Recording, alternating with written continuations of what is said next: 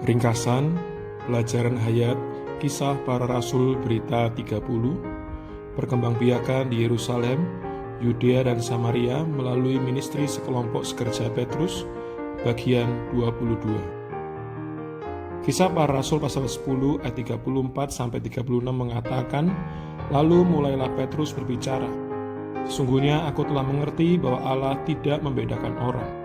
Setiap orang dari bangsa manapun yang takut akan Dia dan yang mengamalkan kebenaran berkenan kepadanya. Itulah firman yang Ia sampaikan kepada orang-orang Israel ketika Ia memberitakan damai sejahtera melalui Yesus Kristus yang adalah Tuhan dari semua orang." Dalam Kisah Para Rasul pasal 10 ayat 36, Petrus mengumumkan bahwa Yesus Kristus adalah Tuhan dari semua orang. Semua orang mengacu kepada manusia, tidak hanya orang Yahudi, tetapi juga orang-orang kafir. Dalam berita ini, Petrus juga membicarakan kehidupan dan ministry Tuhan Yesus ketika Dia berada di bumi. Ia mengatakan kepada orang-orang yang ada di rumah Kornelius bahwa mereka tahu firman yang Allah sampaikan kepada orang-orang Israel ketika Ia memberitakan damai sejahtera melalui Yesus Kristus. Segala sesuatu yang terjadi di seluruh tanah Yudea, mulai dari Galilea, sesudah baptisan yang diberitakan oleh Yohanes, yaitu tentang Yesus dari Nazaret, bagaimana Allah mengurapi Dia dengan Roh Kudus dan kuasa. Dia yang berjalan berkeliling sambil berbuat baik dan menyembuhkan semua orang yang dikuasai iblis, sebab Allah menyertai Dia. Dalam ayat 39-41, Petrus membicarakan kebangkitan Kristus. "Kamilah saksi-saksi dari segala sesuatu yang diperbuatnya. Kami yang telah makan dan minum bersama-sama dengan Dia setelah Ia bangkit dari antara orang mati." Dalam Kisah Para Rasul pasal 10 ayat 42, Petrus melanjutkan berkata, "Ia telah menugaskan kami memberitakan kepada seluruh bangsa itu dan bersaksi bahwa Dialah yang ditentukan Allah menjadi hakim atas orang-orang hidup dan orang-orang mati." Di sini kita melihat bahwa Kristus telah ditunjuk menjadi hakim atas seluruh umat manusia. Dia akan menghakimi orang-orang hidup dan orang-orang mati. Dalam pasal 10 ayat 43 dikatakan, "Tentang Dialah semua nabi bersaksi bahwa siapa saja yang percaya kepadanya akan mendapat pengampunan dosa melalui namanya." Ini membuktikan bahwa walaupun Kornelius takut akan Allah dan mengamalkan kebenaran, doa dan sedekahnya juga diterima oleh Allah. Dia masih perlu pengampunan Allah atas dosa melalui percaya ke dalam Kristus Sang Penebus.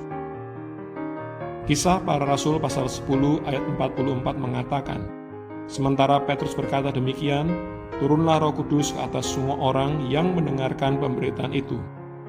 Mendengar di sini termasuk percaya ke dalam Tuhan. Sewaktu Petrus sedang berbicara, Roh itu turun ke atas orang-orang yang ada di rumah Kornelius. Tidak diragukan lagi, Roh itu adalah Roh yang Al-Muhid.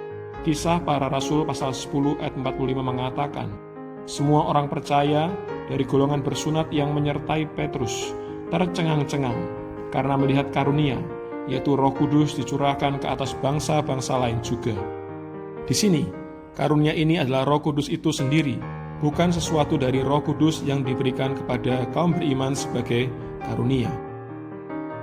Kisah Para Rasul pasal 10 ayat 46 melanjutkan, "Sebab mereka mendengar orang-orang itu berkata-kata dalam bahasa lidah dan memuliakan Allah."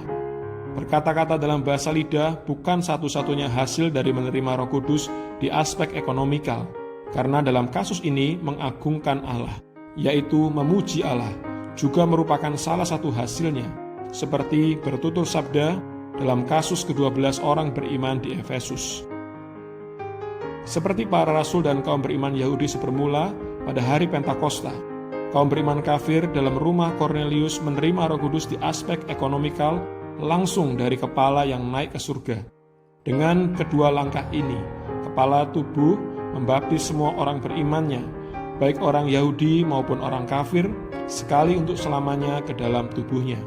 Karena itu, baptisan di dalam Roh Kudus adalah fakta yang sudah dirampungkan oleh Kristus dalam kenaikannya pada hari Pentakosta dan dalam rumah Kornelius. Dalam ayat 47, Petrus menjawab, "Bolehkah orang mencegah untuk membaptis orang-orang ini dengan air?" sedangkan mereka telah menerima Roh Kudus sama seperti kita.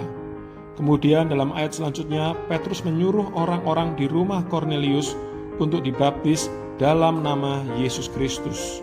Ini menunjukkan bahwa kita harus memperhatikan baptisan air yang melambangkan kesatuan kaum beriman dengan kematian dan kebangkitan Kristus, sama seperti memperhatikan baptisan roh. Dalam berita ini kita telah melihat sejumlah perkara, tetapi perkara utama yang perlu kita lihat adalah kepala tubuh menggenapkan baptisan tubuhnya ke dalam roh yang al-muhid, yang sebenarnya adalah dirinya sendiri. Kita telah menunjukkan bahwa pada hari Pentakosta, Kristus, kepala tubuh, membaptis kaum beriman Yahudi ke dalam roh itu. Itu adalah langkah yang pertama. Kemudian yang pertama dari Kristus, membaptis tubuh ke dalam roh itu. Kemudian di rumah Kornelius, dia sebagai kepala tubuh, membaptis semua orang beriman kafir ke dalam roh itu. Ini adalah langkah yang kedua, kejadian yang kedua. Oleh dua langkah ini, dua kejadian ini, Kristus, kepala tubuh, membaptis seluruh tubuhnya ke dalam roh itu.